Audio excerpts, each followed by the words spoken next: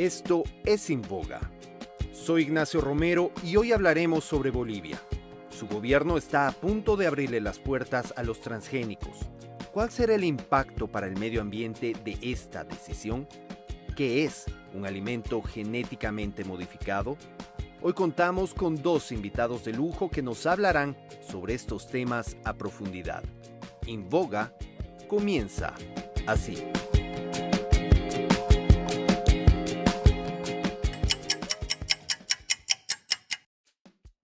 India es el segundo país más poblado del planeta después de China.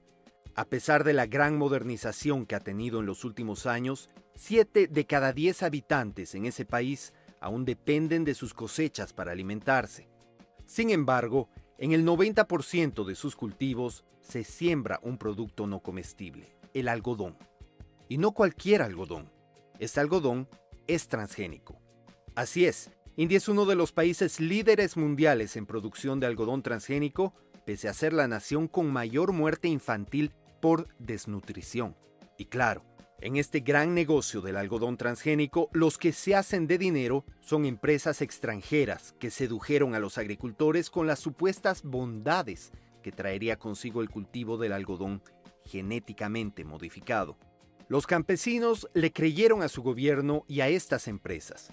Dejaron de sembrar frutas y vegetales orgánicos y en la mayoría de los casos se prestaron dinero para comenzar con el que les fue vendido como el grandioso negocio de la siembra de algodón transgénico.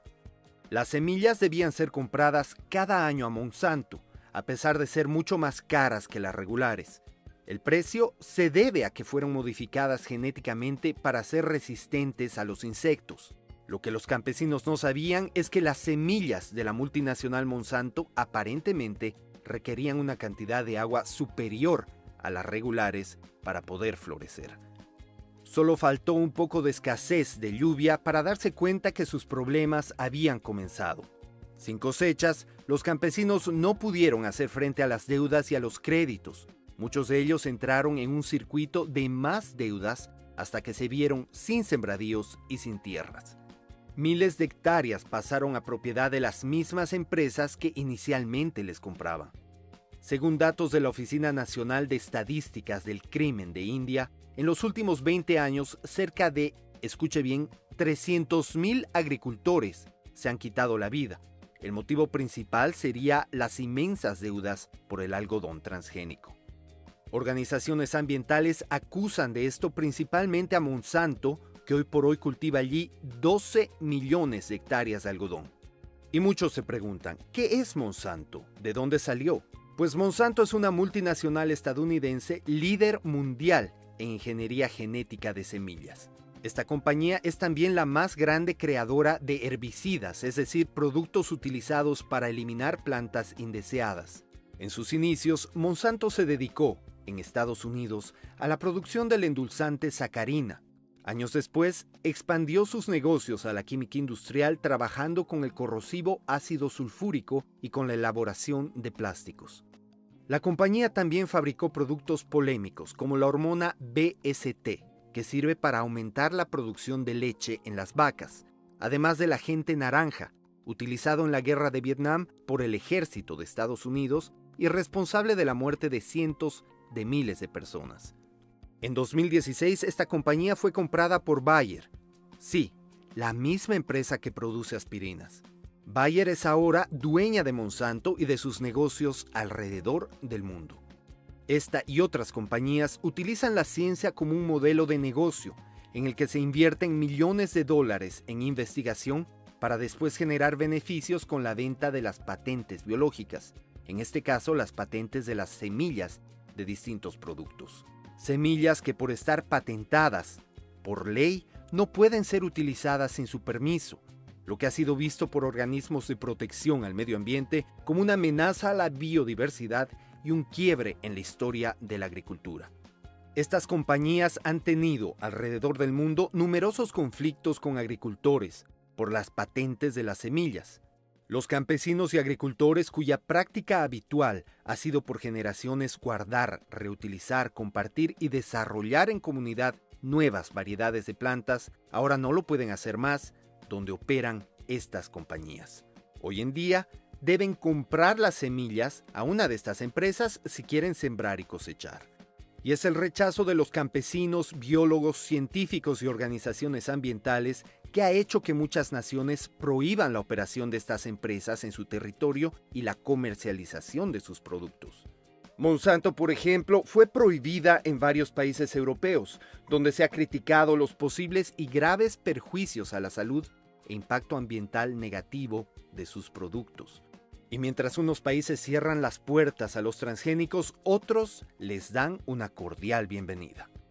Es el caso de Bolivia, cuyo gobierno aprobó de forma sorpresiva y en medio de una rigurosa cuarentena por la pandemia del coronavirus, el decreto número 4232, que autoriza al Comité Nacional de Bioseguridad establecer los procedimientos abreviados para la evaluación de 5 productos genéticamente modificados. Estaríamos hablando del maíz, caña de azúcar, algodón, trigo y soya.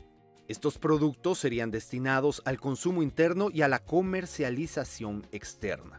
La presidenta Yanine Áñez otorgó inicialmente 10 días de plazo al Comité de Bioseguridad para que se aprueben estos procedimientos y entregue un informe al Ministerio de Desarrollo Rural y Tierras. Sin embargo, y debido a la presión social, se dieron 40 días más para esta misión.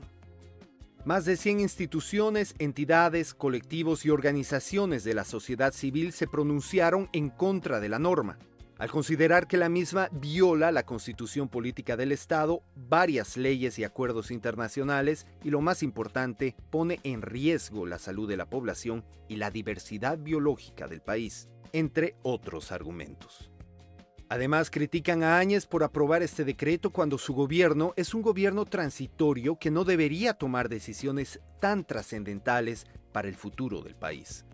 Lo cierto es que la Constitución de Bolivia lo expresa muy claramente, en especial el artículo 409, que dice que la producción, importación y comercialización de transgénicos deberá ser regulada únicamente por ley, de manera que un decreto supremo no puede establecer una regulación que solamente puede ser aprobada por ley. Ahora, lo de los transgénicos no es nuevo en Bolivia. Ya el año 2005 se autorizó el uso de la soya genéticamente modificada, y a pesar de que Evo Morales, en ese momento uno de los líderes de oposición, se mostraba como enemigo de los transgénicos, años después, el 2011, durante su gobierno, ante centenares de campesinos, él promulgó la Ley 144, Ley de Revolución Productiva Comunitaria Agropecuaria, que a pesar de que prohibió la producción de transgénicos en Bolivia, para, entre comillas, garantizar la seguridad alimentaria, con esta ley legalizó e impulsó la importación de productos transgénicos. Ahora bien, tanto en Bolivia como en otros países latinoamericanos existe profunda confusión sobre lo que realmente es un producto transgénico. En el siguiente bloque intentaremos explicárselos, con la ayuda de un invitado que ha hecho investigaciones magníficas para ayudar al medio ambiente y a la biodiversidad. Ya volvemos, esto es En Boga.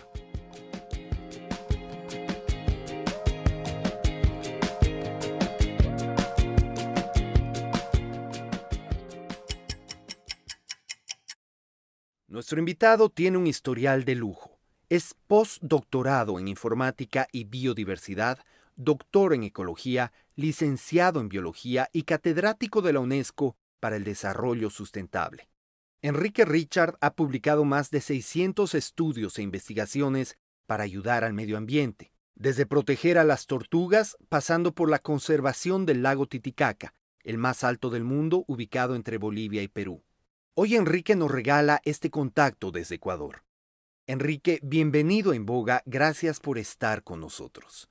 Mil gracias a ti, querido amigo Ignacio, por permitirme compartir este espacio tanto contigo como con la dilecta audiencia latinoamericana, nuestra patria grande, ¿no? Así es, mi amigo. Y en Latinoamérica existe mucha confusión sobre lo que son los transgénicos. Enrique, ¿cómo podrías explicar a nuestra audiencia este concepto? Cada persona, cada especie en el planeta, animal, vegetal, hongo, virus, bacteria, es construida a partir de lo que se llama información genética. Esa información genética, por ejemplo, es la que está en el huevo. Y el huevo es la unión del espermatozoide con el óvulo. Entonces, el espermatozoide lleva la mitad de la información genética y el óvulo la otra mitad, porque todos tenemos un genoma, así se llama todo el paquete de información genética que construye a un individuo.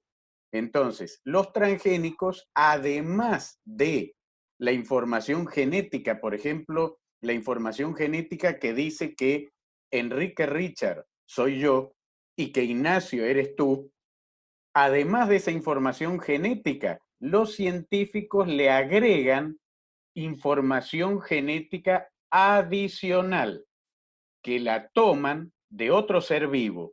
Te voy a dar un ejemplo. Algunas variedades de maíz transgénico que se denominan maíz BT, se denominan BT porque BT es la abreviatura de Bacillus thuringiensis. ¿Qué es el Bacillus thuringiensis? Es una bacteria. ¿Qué características tiene esta bacteria?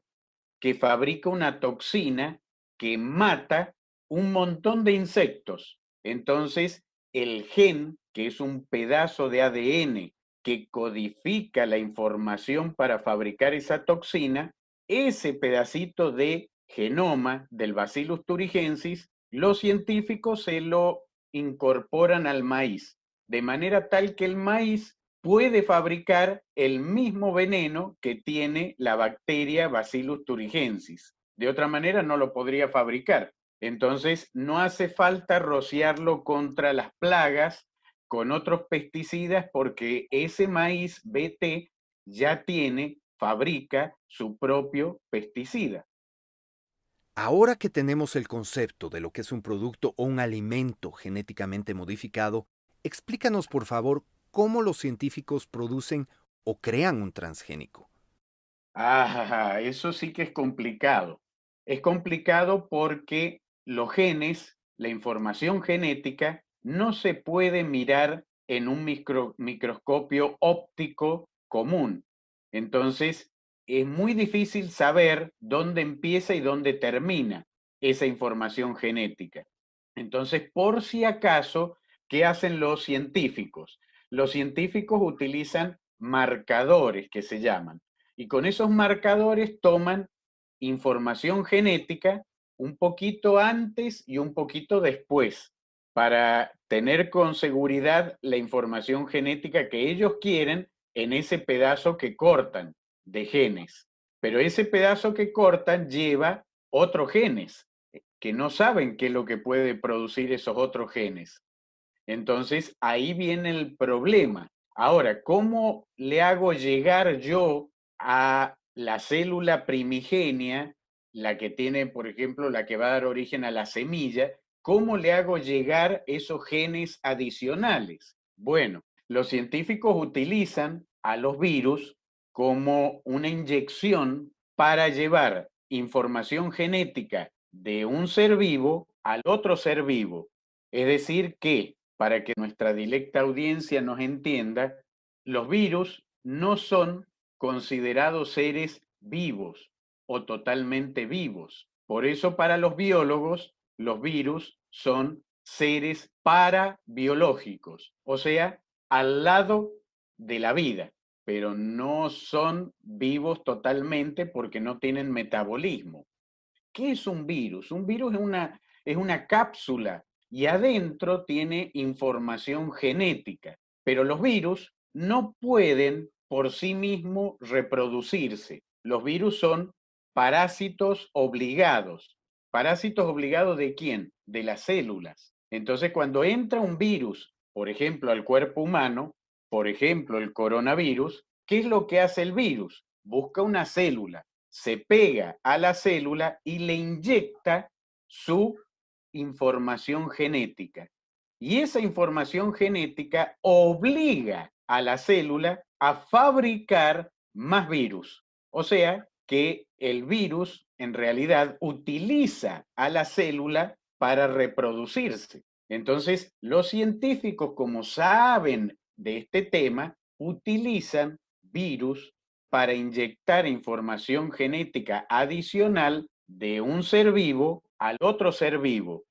El virus, entonces, cuando toma la información genética o muchas veces es introducida en el virus la información genética, por ejemplo, en el caso de si tuviéramos que infectar al maíz, utilizamos un virus que sea compatible con el maíz. Entonces, el virus infecta la semilla, por ejemplo, del maíz y le va a inyectar la información genética del virus y la que yo quiero que le inyecte a la célula. Entonces, de esa manera yo le agrego al maíz información genética adicional a la que ya tiene. Enrique, hablemos de la salud. Existe un porcentaje de la población que piensa que los transgénicos son una amenaza para el cuerpo. ¿Qué les dirías tú? ¿Tienen razón? ¿Son los transgénicos peligrosos para la salud? Bueno, eso es muy discutible. El tema es que, por ejemplo, si tú comparas químicamente hablando una soya transgénica con una soya no transgénica, probablemente sean iguales. Nutricionalmente hablando, también es probable que sean iguales, que no haya ninguna diferencia o demasiada o la poca diferencia que pueda haber no es importante ni significativa. Pero lo que tenemos que tener en cuenta es que la soya que no es transgénica es solo soya. En cambio, la soya transgénica normalmente viene acompañada de otro producto. Es decir, el otro producto sería como la diferencia entre comer pan solo o pan con mermelada, pero el problema es la mermelada. Cada transgénico tiene características particulares de acuerdo a la información genética adicional que tiene. En el caso de la soya transgénica tiene dos genes adicionales, es decir, tiene dos paquetes de información genética adicional. Y eso es lo realmente importante. El daño viene a través del paquete tecnológico.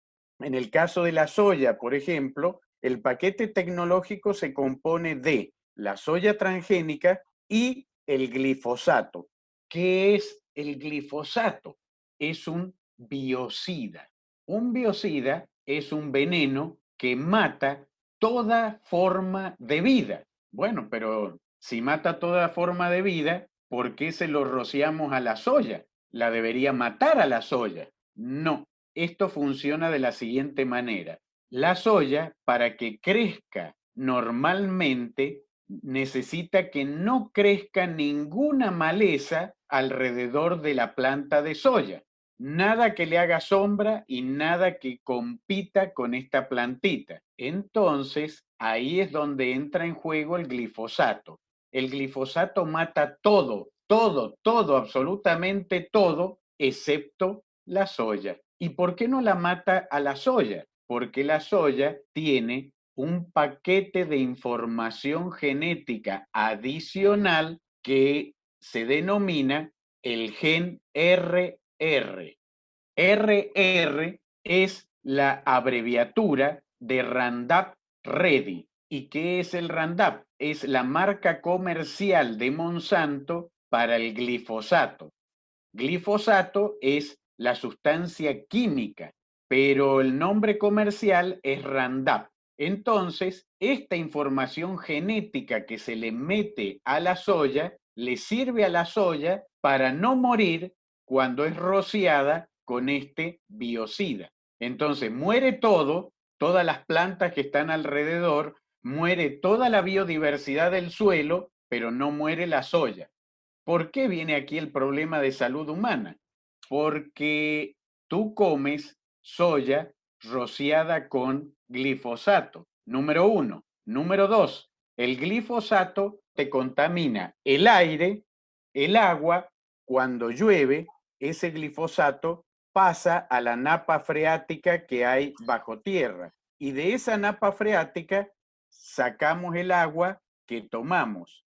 El glifosato te contamina el suelo, porque el suelo después de 10, 15 años lo deja totalmente muerto. Y no solo queda muerto, sino que tú sabes bien que el suelo tiene un componente inerte, o sea, materia no viva, pero tiene un componente vivo también, que son los gusanos, las lombrices, los insectos, y eso es lo que hace que el suelo tenga una textura.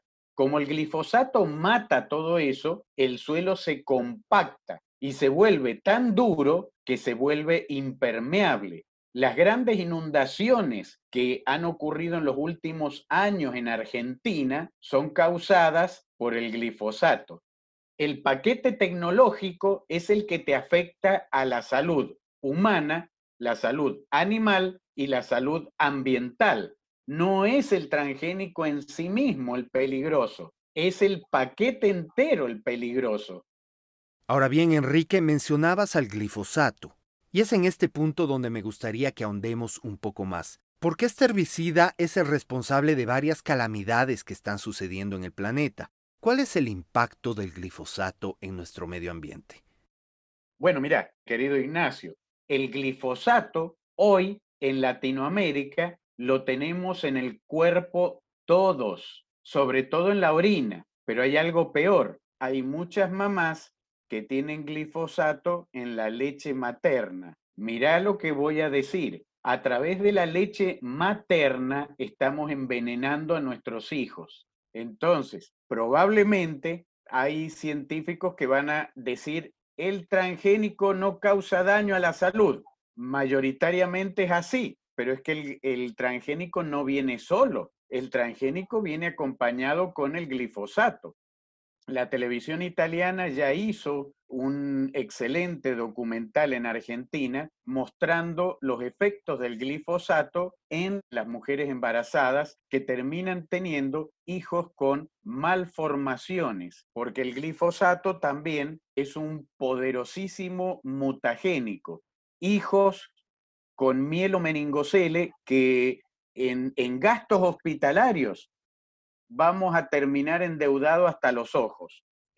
También hay numerosas tesis doctorales hechas con distintos animales y realmente es terrible los efectos que causa el glifosato.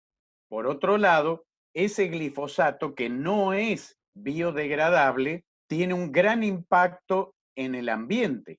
¿Cuál impacto tiene? Por ejemplo, contamina el aire también, porque normalmente se lo rocía desde aviones o se lo rocía con aspersores.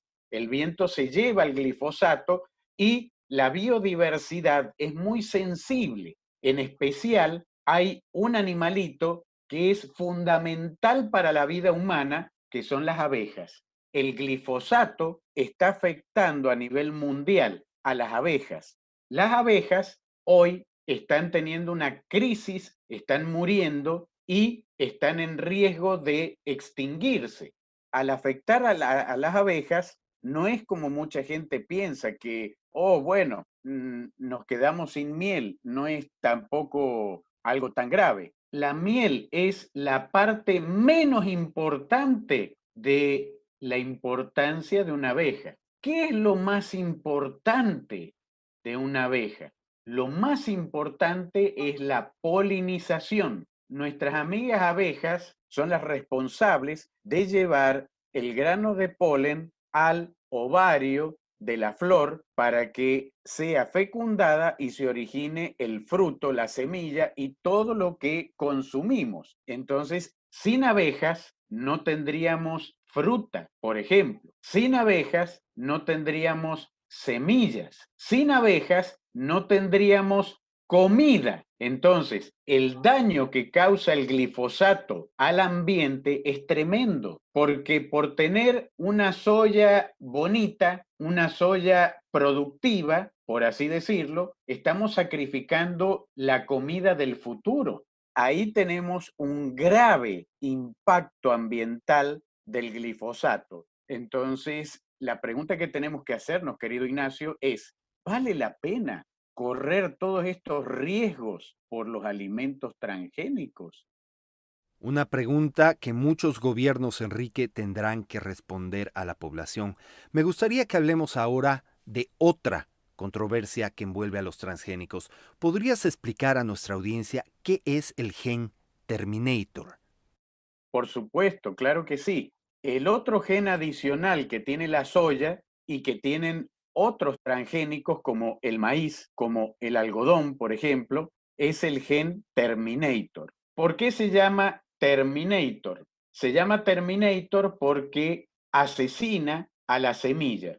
¿Para qué se utiliza ese gen? Ese gen ha sido denominado el gen de la dependencia. ¿Eso qué significa? Que cuando vos cosechas la soya, no puedes volver a utilizar esa semilla y sembrarla de nuevo, porque no va a salir una planta de ahí. Entonces, ¿qué tienes que hacer? Lo que tienes que hacer es volver a comprar al dueño de la semilla, normalmente es Monsanto Bayer, y volver a sembrar. Claro, y como tú dices, esto crea una dependencia del agricultor hacia la compañía que le vende las semillas transgénicas. En esa línea, estaríamos hablando de una violación a la soberanía alimentaria, Enrique. ¿Qué sucede, por ejemplo, en el caso de Bolivia? Querido amigo, a ver, el tema es el siguiente. El dueño de la semilla es una multinacional, no es el agricultor, no es el país. Entonces, si Bolivia siembra 100.000 hectáreas de soya transgénica, está perdiendo 100.000 hectáreas de patrimonio propio, porque esas 100.000 hectáreas pasan a ser propiedad de Monsanto. Bolivia tiene alimentos que son más ricos en nutrientes que la soya y más digeribles también que la soya. ¿Cuántas veces comemos soya en la semana, en un mes? Entonces, ¿por qué sembramos tanta soya? Porque hay una demanda internacional muy grande para soya que termina convertida en biocombustible o también para ganado, alimento para ganado, pero ese ganado lo estamos alimentando con soya bañada en glifosato. No es una ecuación que convenga a alguien, excepto al que siembra la soya. Y ahí también tenemos que agregar otro tema fundamental. ¿Quiénes siembran soya? Los latifundistas. ¿Y dónde siembran soya? En grandes tierras que las alquilan. ¿Y por qué alquilan la tierra? Porque el suelo después de 10, 15 años lo deja totalmente muerto. Entonces no conviene comprar la tierra, ¿eh? No conviene. ¿Y qué es lo que nos hereda a nosotros? Cientos de miles de hectáreas de desierto estéril. Entonces tenemos que pensar menos egoístamente, tenemos que pensar en el futuro de nuestros hijos, en la salud de nuestros hijos, porque ahí es donde entra el tema de salud alimentaria, querido Ignacio. Por último, mi amigo, y manteniéndonos en el tema de Bolivia, es necesario hablar sobre lo que dicen sus leyes en cuanto a la seguridad alimentaria. ¿Cuáles son las garantías que ofrece la Constitución boliviana sobre este tema? En Bolivia, cuando nos referimos a seguridad alimentaria, la Constitución le garantiza al ciudadano un alimento saludable, es decir, un alimento que no te va a causar ningún daño. Ahora, aquí hay un principio legal fundamental que se llama el principio precautorio. ¿Qué dice el principio precautorio? Ante la duda, por si acaso, mejor prevenir que curar. O sea, si un alimento no está garantizado en un 100% que sea saludable, mejor no comerlo. Y el problema de los transgénicos es que entran dentro del principio precautorio. Eso es la constitución actual de Bolivia. Entonces, nuevamente, querido Ignacio, hay unas variedades de maíz transgénico que tienen información adicional de una bacteria, el Bacillus thuringiensis. Esa información sirve para que el maíz pueda fabricar un insecticida contra las plagas que lo afectan. Entonces yo me estoy comiendo un maíz con el insecticida incorporado. Y eso no puede ser bueno, porque si fuera bueno, nosotros todos los días a nuestro plato de comida, para que no se le apoyen las moscas, lo rociaríamos con insecticida. En ese caso, por ejemplo, ahí el principio precautorio se aplica perfectamente. Mi estimado Enrique, gracias por tu tiempo y por toda la información que nos has dado. Eres uno de los latinoamericanos que le pone alma, vida y corazón a todo lo que haces. Por lo que personalmente quiero agradecerte y decirte que estamos verdaderamente orgullosos de ti. Ha sido un honor tenerte en Invogue, Enrique. Espero que se repita.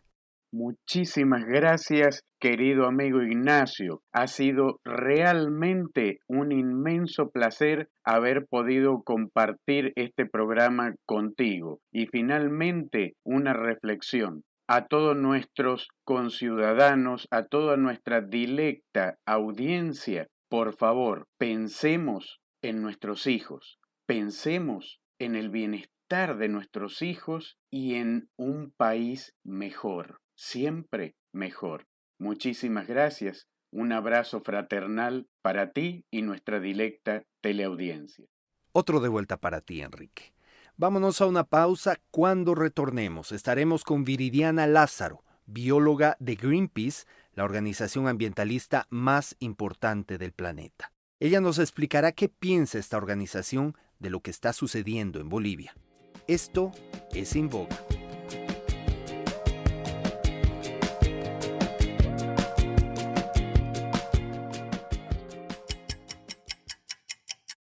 Greenpeace es la organización ambientalista más influyente del planeta, con oficinas en más de 50 países. Esta organización está luchando por décadas en la conservación de los bosques, océanos, la flora y la fauna, por crear conciencia sobre el medio ambiente y el cambio climático. Sus campañas contra el consumismo, el desarme y la paz también han sido de gran importancia en el mundo. Hoy, Greenpeace comparte con nosotros a una de sus representantes. Ella es la bióloga Viridiana Lázaro, especialista en agricultura y cambio climático. Viridiana acaba de presentar en los días pasados una investigación sobre los impactos ambientales y sociales de la industria porcícola, denominada La carne que está matando al planeta. Ella nos regala este contacto desde México para hablar de los transgénicos en Bolivia y en toda Latinoamérica. Viridiana, es un placer tenerte en Inboga. Bienvenida. Muchas gracias, Ignacio. El placer es mío. Viridiana, antes de ingresar en el tema de Bolivia, me gustaría que toquemos un asunto que Greenpeace ha tomado con mucha seriedad. Greenpeace ha dicho durante años que los transgénicos violan la soberanía alimentaria de las naciones. Expliquemos a nuestra audiencia a qué se refieren con esto. Sí, muy buen punto. Bueno, los transgénicos son una manera de mantener la dependencia de las campesinas y los campesinos hacia unas pocas internacionales, ¿no? Que ya son bien conocidas, que son Bayer Monsanto, Pioneer, Syngenta, que lo que hacen es controlar el mercado y venderle las semillas a estos agricultores que originalmente ellos tienen un conocimiento ancestral desde hace miles de años en la que se dedicaban a intercambiar las semillas, a intercambiar este conocimiento y de esta manera se creó la diversidad de semillas y de especies de alimentos que ahora tenemos, ¿no? Sin embargo, al entrar estas semillas al mercado, violan este derecho, que es la soberanía alimentaria, que es el derecho a decidir nuestro propio sistema alimentario y nuestras propias maneras de producirlo. Entonces, de esa manera están obligando a las campesinas y a los campesinos y a nosotros como consumidores a que se utilicen esas patentes que dañan nuestra salud al final. Cuando dices que estas empresas están obligando a los campesinos a utilizar las semillas, ¿a qué te refieres? ¿Cómo los obligan? Bueno, primero, cuando el transgénico entra al territorio mexicano, por ejemplo, en México tenemos decretadas como zonas libres de OGMs, ¿no? Zonas libres de transgénicos. Si de pronto la patente o quien está vendiendo las semillas encuentra que parte del material genético de la semilla que es patente está dentro del cultivo de la campesina o el campesino que tiene un cultivo que solía ser nativo, entonces puede haber represalias en contra de esta campesina porque no tiene un contrato con la persona que está patentando estas semillas. O sea, estas empresas quieren dominar el mercado y quieren venderle las semillas a las campesinas y los campesinos. Eso es lo que quieren. Cuando nosotros pedimos que las semillas deben estar en manos de los campesinos porque ellas y ellos conservan la biodiversidad. Sin embargo, el problema puede venir cuando encuentren estas patentes en cultivos que se consideran nativos y de esa manera podrían pedir como derechos de autor, como esta patente, por presentar estos genes dentro de las semillas que ellos están utilizando, aunque no haya sido su culpa porque se dio una polinización cruzada. Claro, Viridiana, y ese es un punto importante. Dinos, ¿qué es una polinización cruzada? Para que una planta se reproduzca, necesita que exista la polinización, ¿no? Es decir, por ejemplo, el maíz, hay una planta de maíz hembra y una planta de maíz macho. Entonces, para que ocurra la reproducción, el polen tiene que viajar hacia la otra planta a través de los polinizadores y es así como se crea un nuevo fruto, ¿no? Sin embargo, al estar en contacto estas plantas nativas junto con las transgénicas, existe la posibilidad de que el polen se contamine de las plantas transgénicas, contamine a las plantas nativas y de esta manera generaríamos puras plantas transgénicas. Ahora bien, creo que es necesario para todos los países donde se está queriendo abrir las puertas a los transgénicos, en este caso puntual Bolivia, mirar hacia afuera, tomar en cuenta las experiencias de otras naciones al respecto. Tu país, por ejemplo, Viridiana, México, un país al que quiero muchísimo, tiene una experiencia de varias décadas con los productos genéticamente modificados. ¿Podrías explicárnosla? Sí, Ignacio. Después de que entraron los transgénicos en 1988 en Greenpeace, descubrimos que en 1999 se están importando maíces transgénicos y es aquí donde se destapa toda esta situación. Entonces, después de eso se crea la ley de bioseguridad de organismos genéticamente modificados, pero que hasta la fecha tiene ciertas debilidades que aún no nos protegen del todo de los organismos genéticamente modificados. Después de eso, en el 2009, el presidente es Felipe Calderón, se reforma el reglamento de esta ley de bioseguridad y se permite que se siembren soya y maíz transgénico de manera comercial.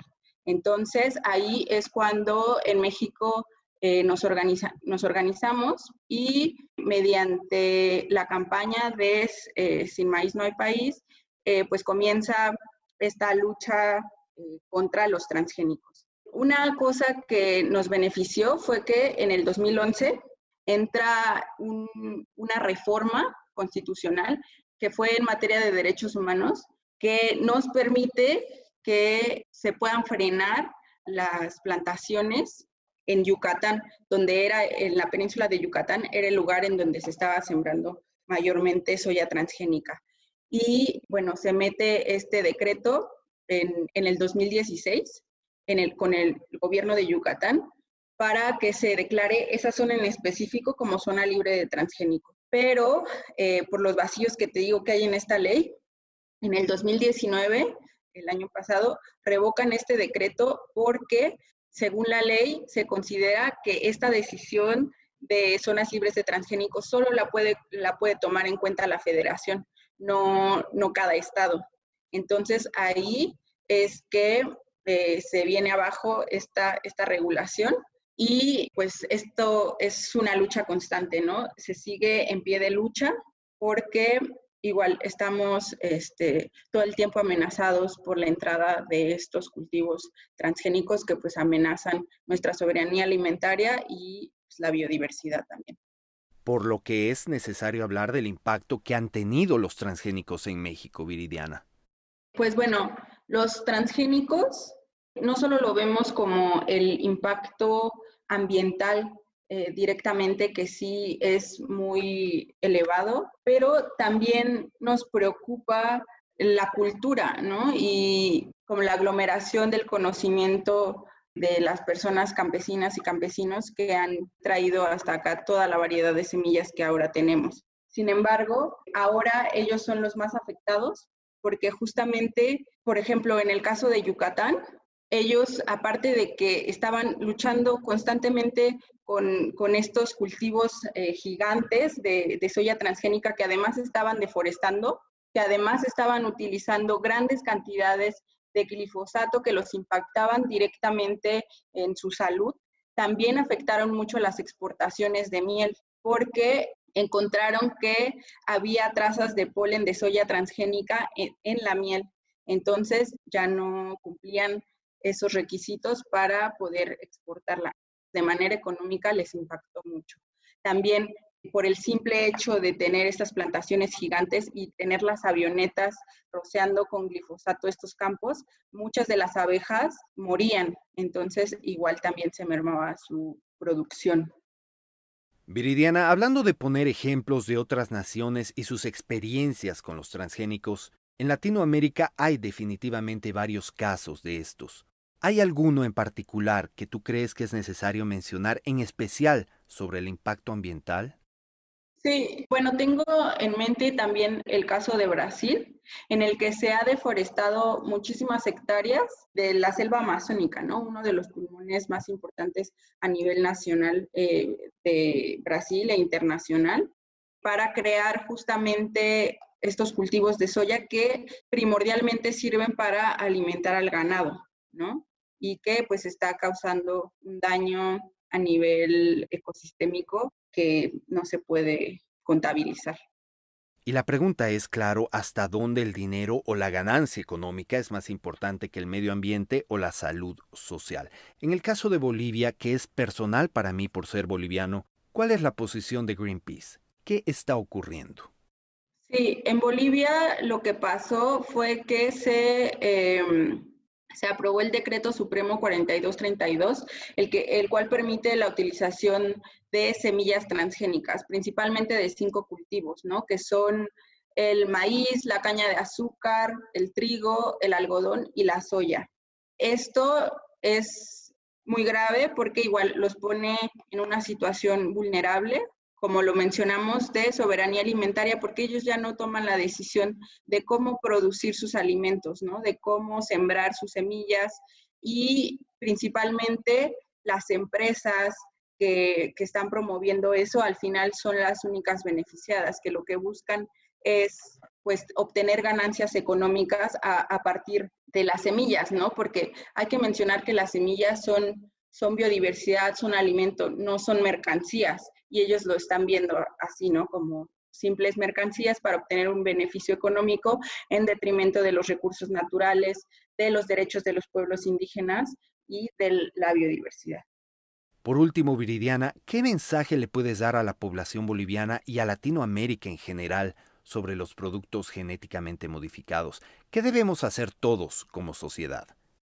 Los estudios son claros, ¿no? O sea, FAO, la ONU, el Banco Mundial han hecho diversos estudios y han llegado a una única conclusión, que es que tenemos que apostar hacia la agroecología, a esta agricultura que es altamente biodiversa y es hacia donde tenemos que transitar, no hacia la comercialización de las semillas. Entonces, primero, las personas deberían exigir a sus gobiernos que haya una transición justamente de esta agricultura industrial que va en detrimento de los recursos naturales hacia la agricultura ecológica. Y es algo que los gobiernos deberían tener en cuenta.